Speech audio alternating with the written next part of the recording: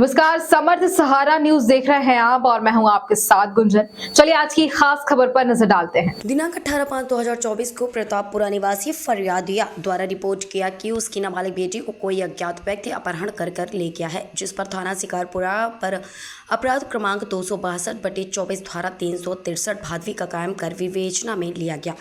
घटना की गंभीरता को देखते हुए प्रकरण में पुलिस अधीक्षक महोदय श्री देवेंद्र कुमार पाटीदार के निर्देशन, अतिरिक्त पुलिस अधीक्षक श्री अंतर सिंह कनेश के मार्गदर्शन, सीएसपी बुरहानपुर श्री गौरव पाटिल एवं डीएसपी प्रीतम सिंह ठाकुर के नेतृत्व में थाना शिकारपुरा इंचार्ज प्रभारी उन्हीं हिमेंद्र सिंह चौहान के साथ विशेष टीम द्वारा अपहरण बालिका की तलाश करते हुए घटनास्थल के आसपास के पूरे क्षेत्र में सभी संभावित रास्तों के सीसीटीवी कैमरे देखे गए। डॉग स्क्वाड ड्रोन कैमरों के माध्यम से भी क्षेत्र की सर्चिंग की गई। अपहरण बालिका के परिजनों, रिश्तेदारों व क्षेत्र के लोगों से पूछताछ की गई। दिनांक 20/5/2024 को सूचना मिलने पर मृतका के घर के पास खंडहर मकान में हरे रंग की नेट से ढका हुआ अपहरण बालिका का शव मिला, जिसकी पहचान उसके परिजनों से कराई गई। मृतका का पोस्टमार्टम डॉक्टर की टीम द्वारा किया गया। शॉर्ट पीएम रिपोर्ट के आधार पर प्रकरण में धारा 302, 201, 376 AB भादवी का तथा 5M/6 पॉस्को एक्ट का इजाफा किया गया। फेंका था, उसी जगह फेंका था। तब उस घटनाक्रम में भी ऐसे पूछताछ की और सारी चीज़ें केस रजिस्टर्ड है, उसमें उसको आरोपी बनाया था, जेल भी गया था।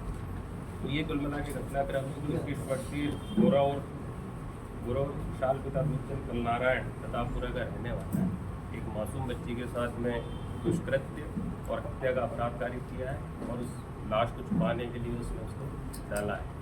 तो ये सारा जो एक महत्वपूर्ण घटनाक्रम है, निश्चित रूप से इसमें हमारी टीम लगातार आगे कर रही है। सर, ये परिवार का परिचित था, ये करता क्या है लड़का? ये उसी मोहल्ले का ही था, सब मोहल्ले में जानते हैं, उस परिवार को भी जानता था, उस बच्ची को भी जानता था। और ये मैकेनिक का काम करता है, 2 व्हीलर्स का काम करता है, 9वीं फेल है। सर, इसने घटना क्यों कारित, मतलब परिवार से कोई दुश्मनी थी, रंजिश थी या मोटा मोटा इसमें आया है बातचीतों के अंदर कहीं न कहीं इस तरह की चीज़ों को भी बलात्कार और हत्या कारित करना ही जो चीज़ है मोती का लिया है, क्योंकि जो उसकी मानसिकता भी है, शादी वगैरह भी नहीं है, 2 बार रिश्ते भी टूटे हैं। बातचीतों से ये चीज़ आई कि इस तरह की चीज़ों से जुड़ा होने के कारण घटना करना स्पष्ट हो। घटना को कब समय अंजाम दिया, कब अंजाम दिया इसने? जैसे ही बच्ची आई है उसके त्वरित रूप से अगले आधे से 1 घंटे में हुआ है। 18 तारीख को दिन में 1-2 बजे के आसपास जैसे ही बच्ची निकली है, खाना खाने का भूल गई कि अभी मैं लौट के आती हूँ, उस बात से वो लौटी नहीं, वो उसी एरिया में आंगनवाड़ी और उसके पास में इसका घर है। बुलाया आ जाओ, और वो लड़की इतनी चंचल थी कि हर एक के घर में जाने की उसकी प्रवृत्ति थी, कोई बुला देगा तो चलिए, वो आया उसके साथ में चली गई। बकरियों से भी इनमें कहीं में बकरियां भी चोरी करी है और उससे देखो ये एक अलग पुरानी चीज़ है, क्योंकि इतने महत्वपूर्ण अपराध है।